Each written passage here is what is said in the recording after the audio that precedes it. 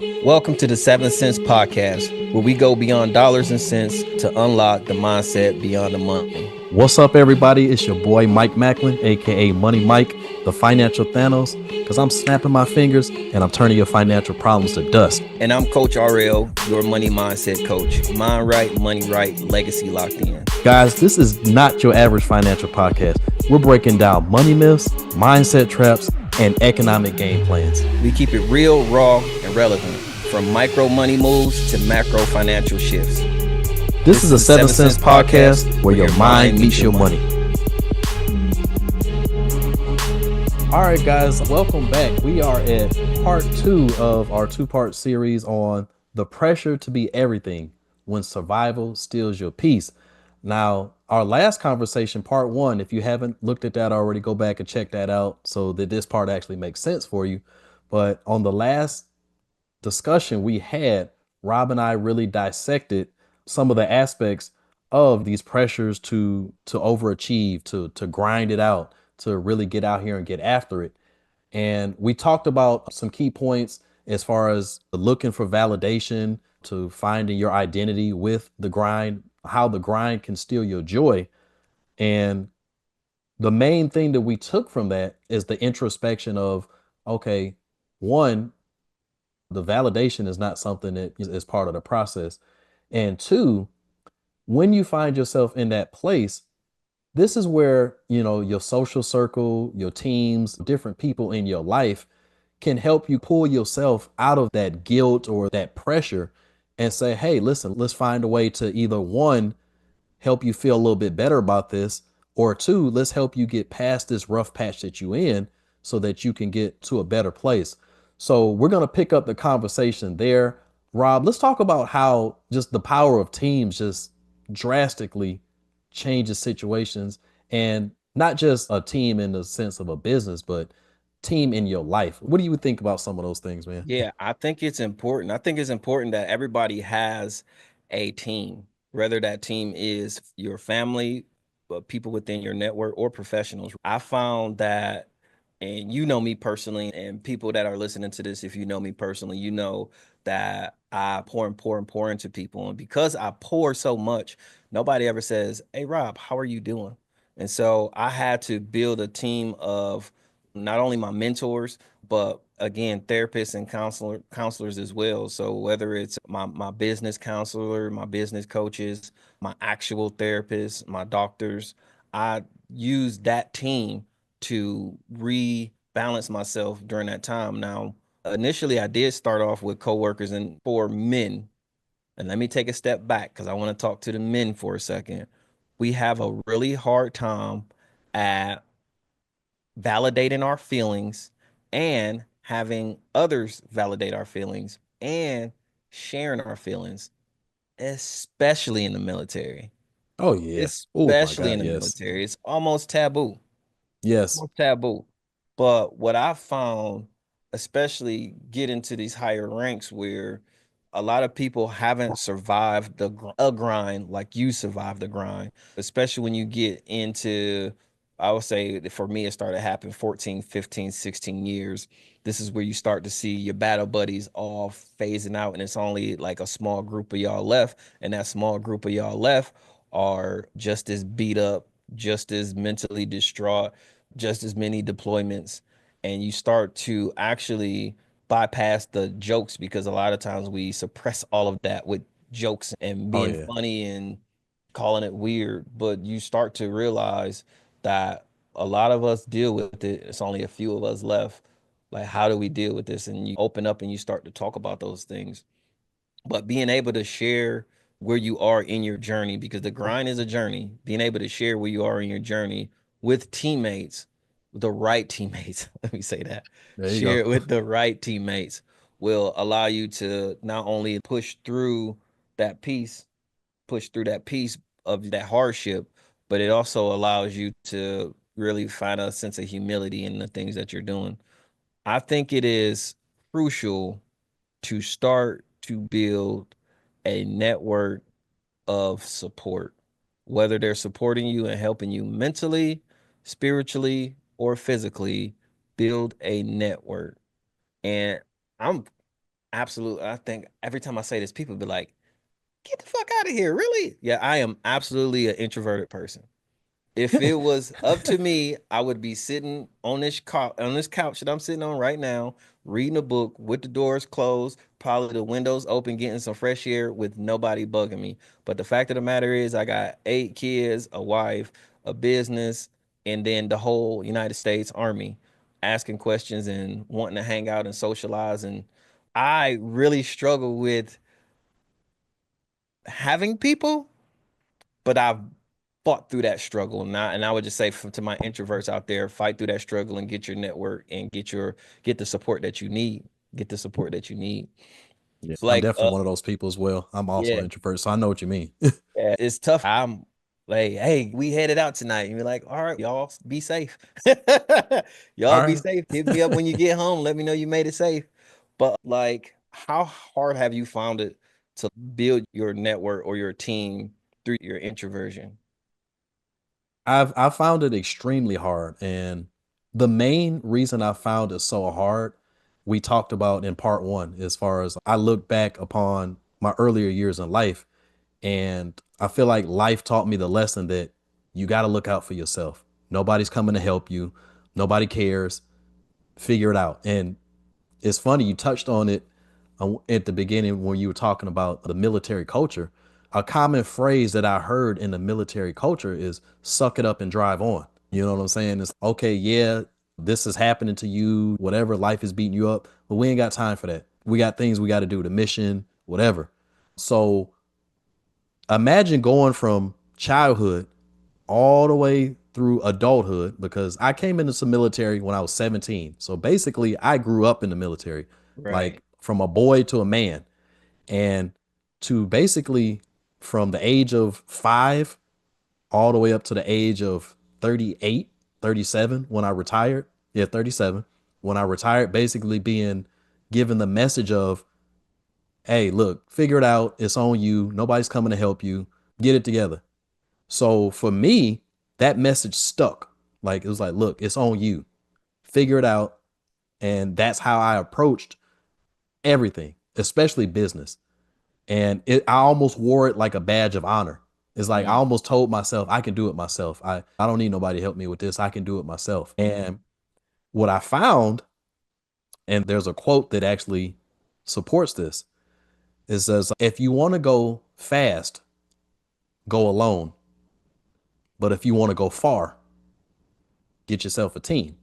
yeah. And what I realized and what made me realize that is that as I was learning different things, I started to find out the things I just don't like to do. Like we talked about it, video editing.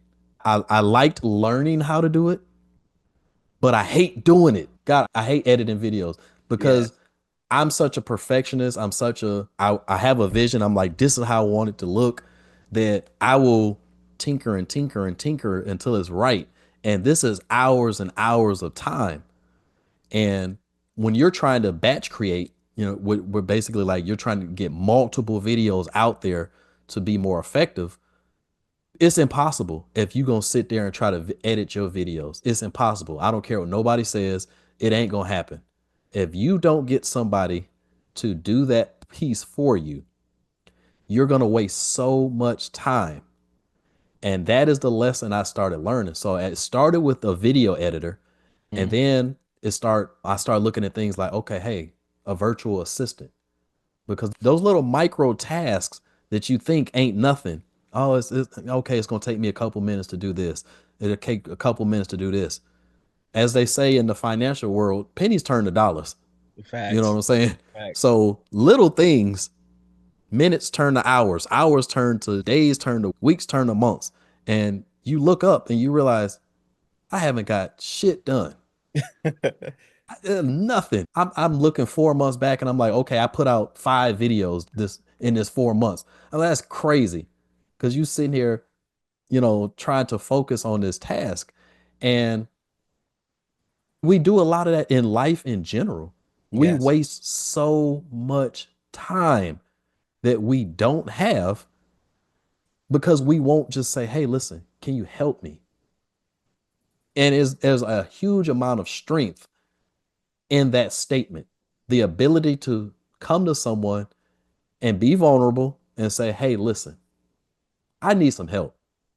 I don't know how to do this, or it's taking up too much of my time, or whatever. Please help me. And I got the virtual assistant, I got the editor. And as those things started to start clicking, I was like, oh my God, why didn't I do this like years ago? I'm like, dude, I feel like had I done this years ago, I'd probably be like a Myron Golden or somebody. Like I'd be Yes. out here let's doing these amazing seminars or coaching things or whatever. But because I let that mindset slow me down so much, it's like you look back and you like, man, this is terrible. And what I'm gonna tell you is one of the worst pains that you ever gonna experience in life is the pain of regret. Cause I tell you, that thing stings like worse than whatever hardship you thought you was going through in that process. When you look back and realize that one, you didn't necessarily have to go through it, and you feel that regret, you just, man, why did I do this? And yeah, you have to nurture the mindset of teamwork makes the dream work. You know what I'm saying? Like, Absolutely. Absolutely. Hey, so I just want to like capture, and I knew I could find it in my notes, right? So these are like some of the things that I do to really focus in on creating the best opportunities with my time.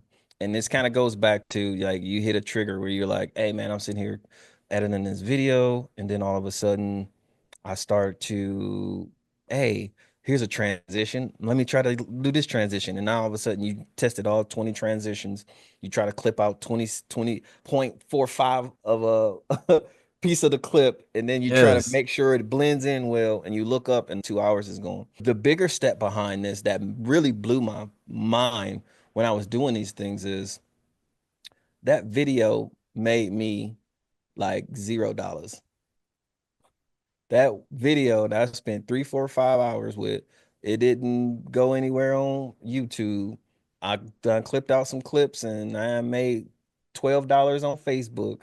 I made the amount of time that I put into the project, I didn't get back what I needed. Now, as you see my social media now, I post often and frequent, and the other word is valuable content, right? I try to keep it valuable, and I'm not even afraid of what that looks like with the numbers and the likes and the engagements. What my focus usually is on the views, because and you probably know this, you don't know how many times that I've had videos with maybe 2 or 3 people that liked them, and then more, easily more than those people told me they either seen my video, they asked me about it, or they became a client or bought a product off of the video that I'm like, damn, only 3 people saw it. 3 people liked it. But that one 3 people like video probably made me easily 300, 400 to $1,000 easy. And there's been a couple of videos like that where I'm like, I can't believe they still talking about that video and nobody liked it. But I wasn't worried about that. I just continue to pull out stuff and people see my stuff, and people sometimes, and I get it because I do it often.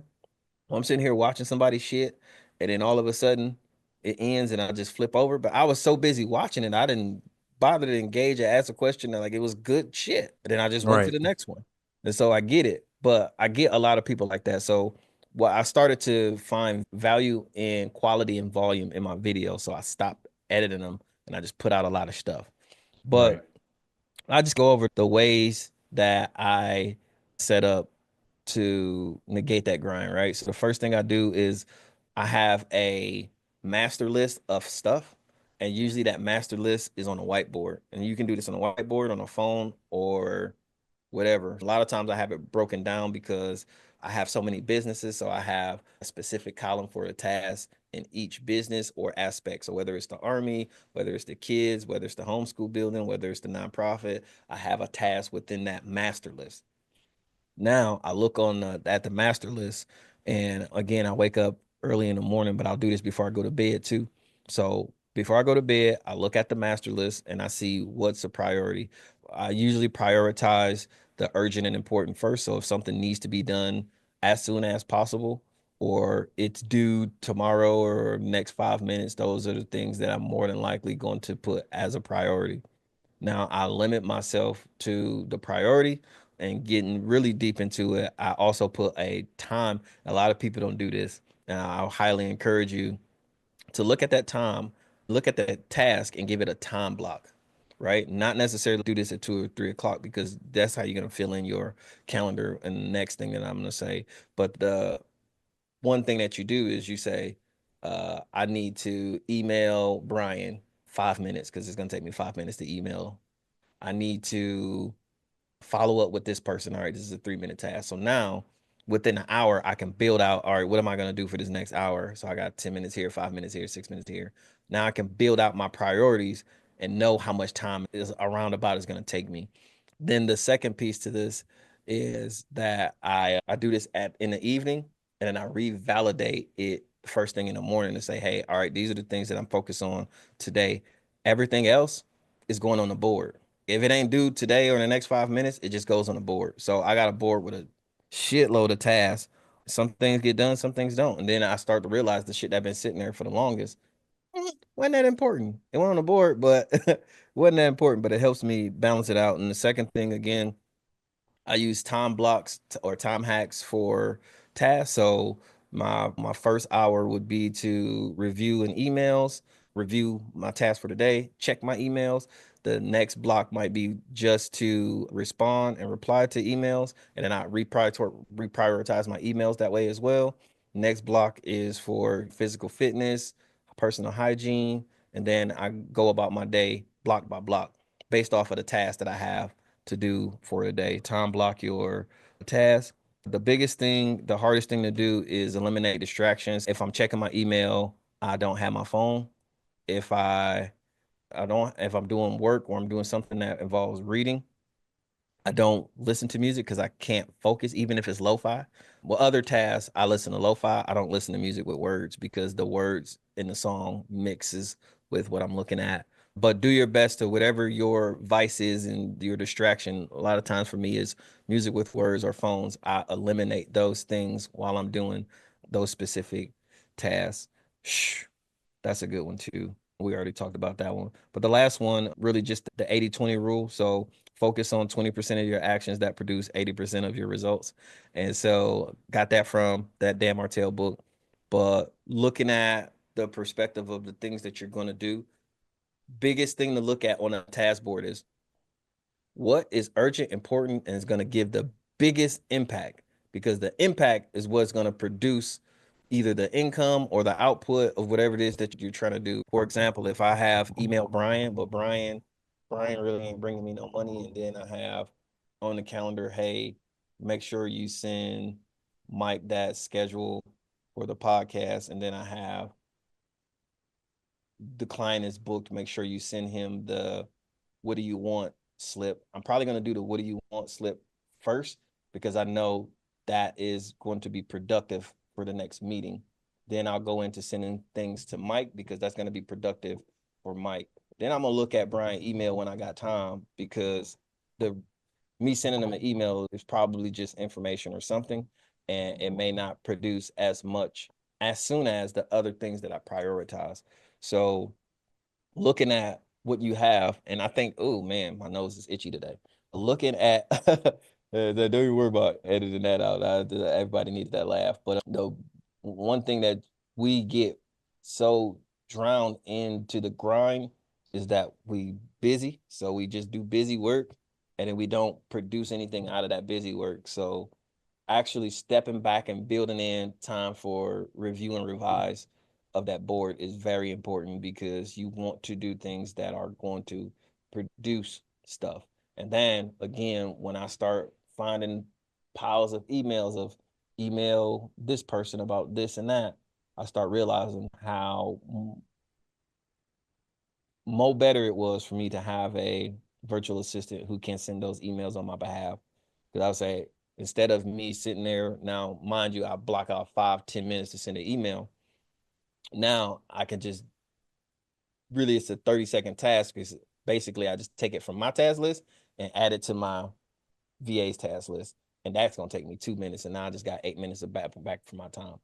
Yeah, those are just some of the things that I would recommend because those are the things that I do and how I set up my time, and it helps me manage all of the stuff that I do way better, especially having my master list on a whiteboard because it's easily accessible. And then for the day, I can take a picture of it. If you got an iPhone, you can copy and paste it into a note.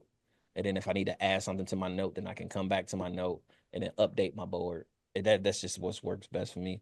Do you have any things that you use as far as breaking down time hacks and prioritizing what you need to do to kind of get rid of the busy work? Yeah, and it's still a process. Everything is always a process. Sure. Is what they call it. You always improving the foxhole. Absolutely. That's Absolutely. you always improving the foxhole. For me, it echoes a lot of what you said as far as figuring out what's important, like what I really need to have happen and for greatest impact. But for me, my biggest part of it, and it just look, before y'all start judging me, it is what it is. But I look for who can help me I'll go get this done. Like, how much of this stuff can I actually give to somebody else? That for me is a high priority because look, and I'm sure I'm not the only person. So before y'all go looking at me some kind of way, y'all like this too. I don't like to use this word, but I'm gonna say it. I'm pretty lazy sometimes. Me and Rob talked about this as far as being introverted. What I like is the time to myself, like to sit down and work on me and to make sure that I'm the best possible version of myself so that when I do come out into the world and y'all see me, that I'm presenting my best self. And Mhm. so a lot of my time, especially lately, is into me, like pouring into me, self affirmations, the meditation, the just sitting in silence sometimes, the sitting down and reading, because Rob said that 80/20 rule is huge. And that little 20% that you do that produces those huge results, you can start to now you start to design your day to look like you want it to look. And you Mhm. start to enjoy that day now. Your day doesn't become this thing that as soon as you open your eyes, you like, oh my God, I got so much crap I gotta do. And I think Dan Martell mentioned it in a book. He was describing like how Oprah Winfrey's day kind of goes or whatever. And like when you look at her day, you're like, oh my God, her day is awesome. Like, you know what I'm Yes. saying? Like she's doing all this cool stuff. And then like in between it, she like, okay, yeah, she'll do a little bit of work. And then the rest of the time, again, she goes back to doing awesome stuff. I try to mirror that. But for me, it's like the awesome stuff is like things that's going to help me lift myself up and get myself in good spirits so that the 20% of the time when I'm talking to an individual about their financial situation or whatever it is, that I have the mental energy to do that because they'll see that if you don't have the mental energy for it. You get on a client call and you got all this crap in your head, the energy is going to transfer over. You're going to be dry when you talking to them. A lot of things you going to miss because you got so much other stuff in your head.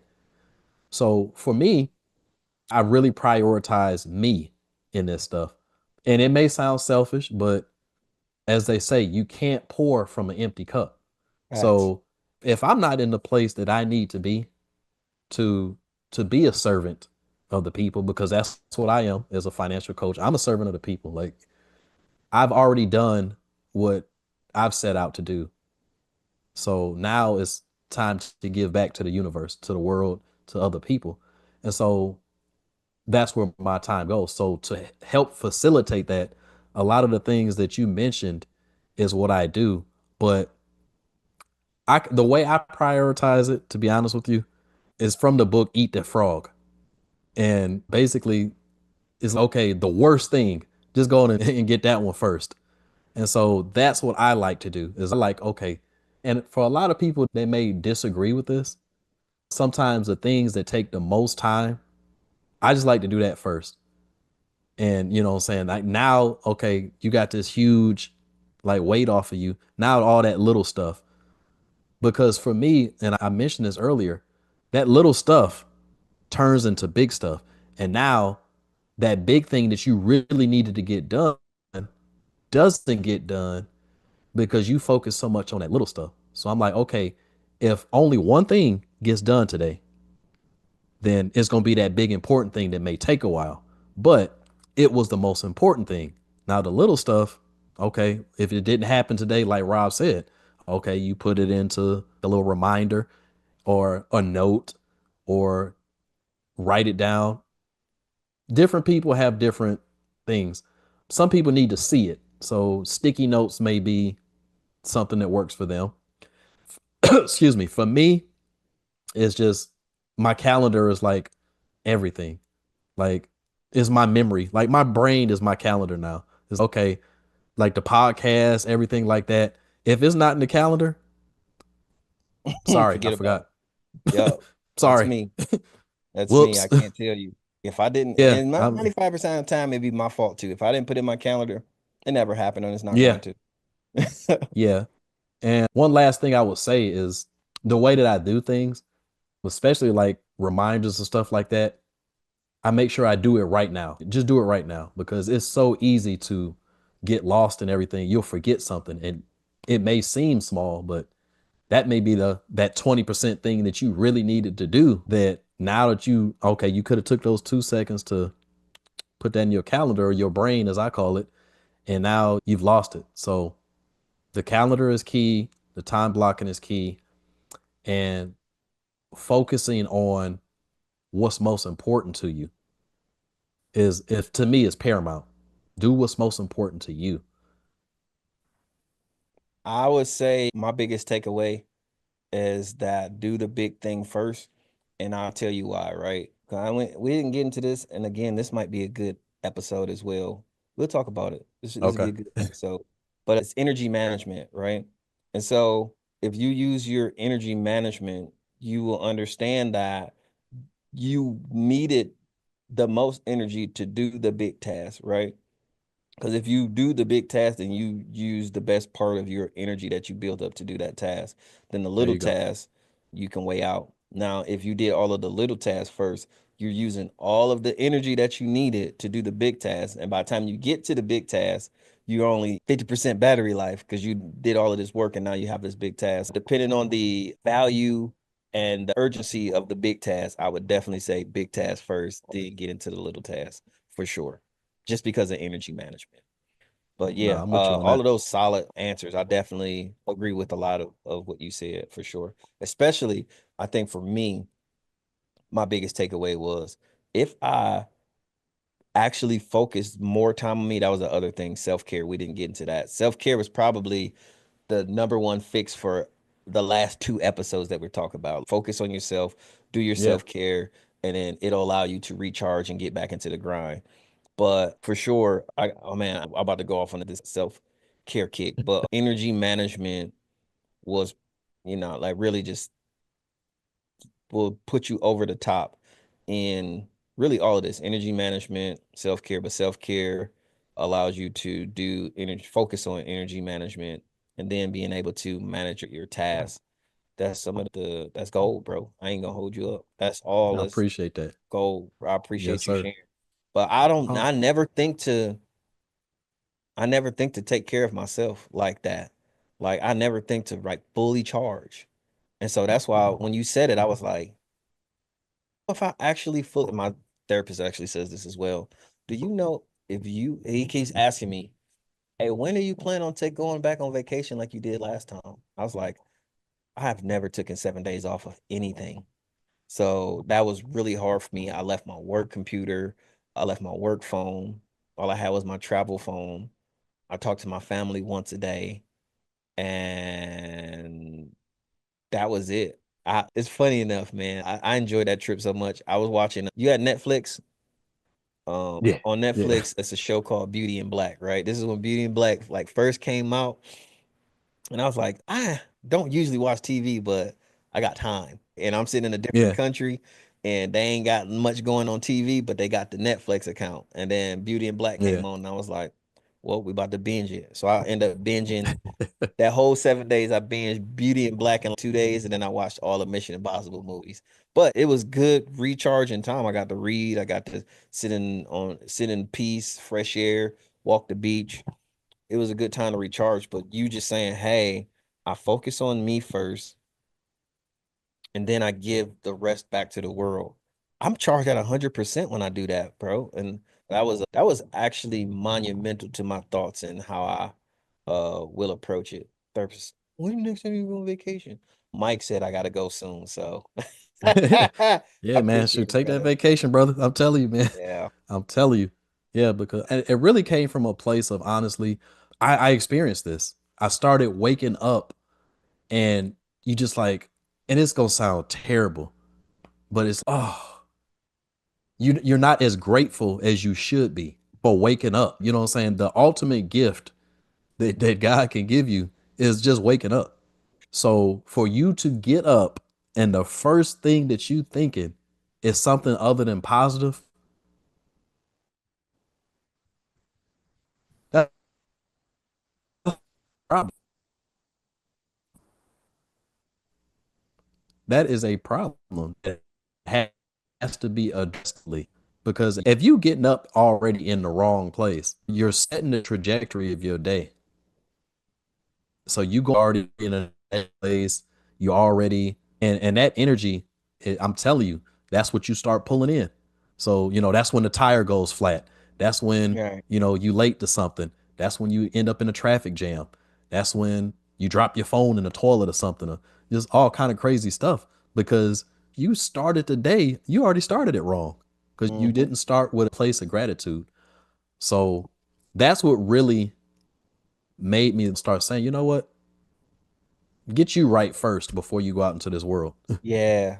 No, you hit two things that really resonates with me, especially in that realm. So the first thing, and I wanted to touch on that a little bit earlier, but when I say visualizing what you have the day prior, reorganizing your board allows you to have a visual structure of what's going to happen. And then cutting your brain off and then resting. Now, knowing what you're about to approach the next day because you already checked it out, you see what your tasks look like, and more stuff is happening. But it allows you to manifest better and be in control because you took control. And then the other piece to that is, again, talking about restructuring and reframing yourself and waking up.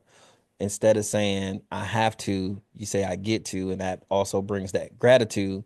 And so you change your mind about how you approach those tasks when you get to instead of you have to, because somebody ain't get to this morning. And so those are the I just wanted to piggyback off of Right. those two things to say, hey, absolutely starting your morning right absolutely change the whole trajectory of what your day is going to be because now you can manifest. I am strong. We will do this today.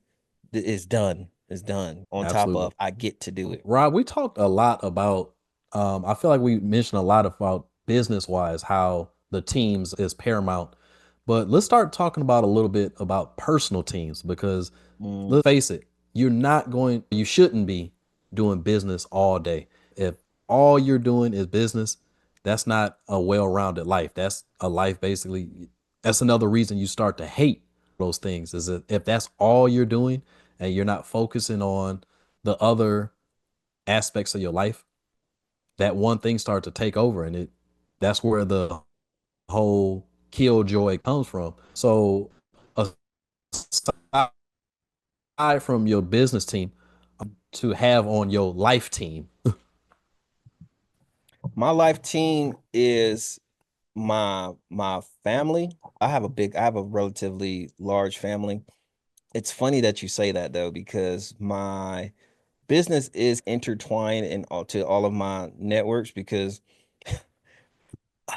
we'll change this for this is gonna be a whole different episode, but I will tell you how I run my family. So I operate and not just me, my wife and I operate our immediate family as an organization, right? All of the kids have their roles within that organization.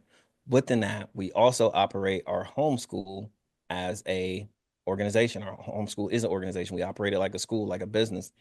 When I talk to my cousins, sometimes it gets into the business realm because I'm their mentors and in some aspects business partners, so we have those conversations.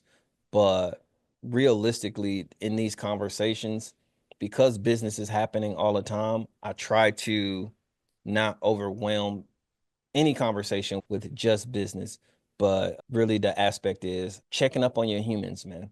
Being That's what a good leader does, is check up on your humans. For my kids, because I have so many kids, I found this as another thing too. I have so many kids that we're always together collectively. So I always have to find time to individually take them out. So yesterday, me and the little brothers, we just went to the food court and got some French fries and candy.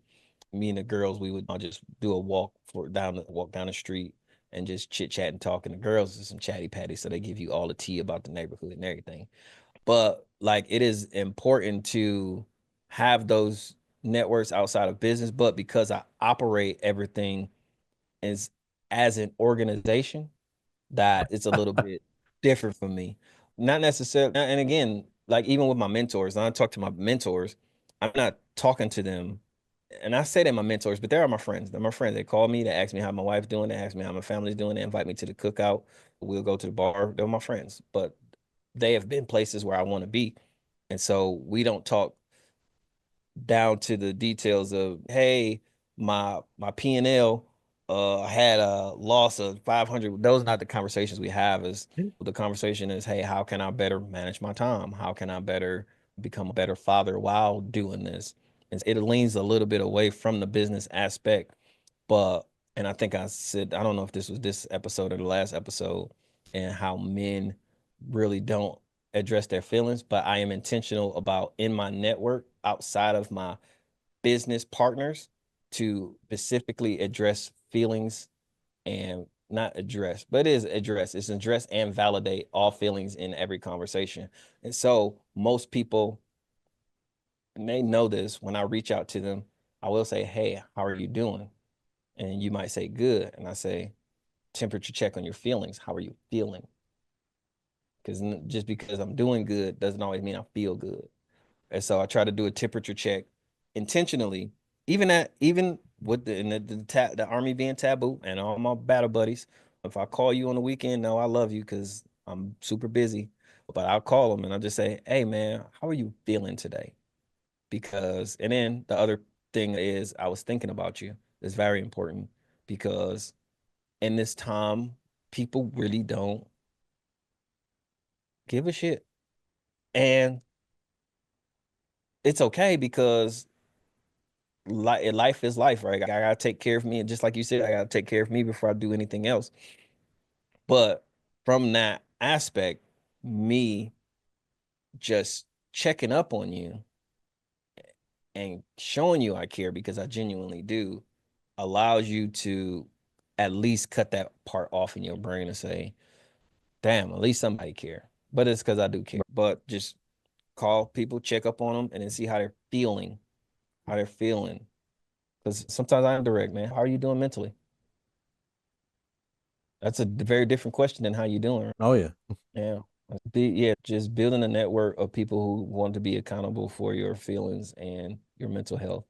That's why I like to surround my people around. Now, when I say I operate with my cousins and my brother and people in a business aspect, those are the things that I focus on in those conversations. How you doing? How you feeling? And then we can get into the money talk later, or if you need some advice or anything like that, I can pour into you all day. But I definitely want to make sure you're doing good upstairs. That's because that's where life does most damage. Oh yeah.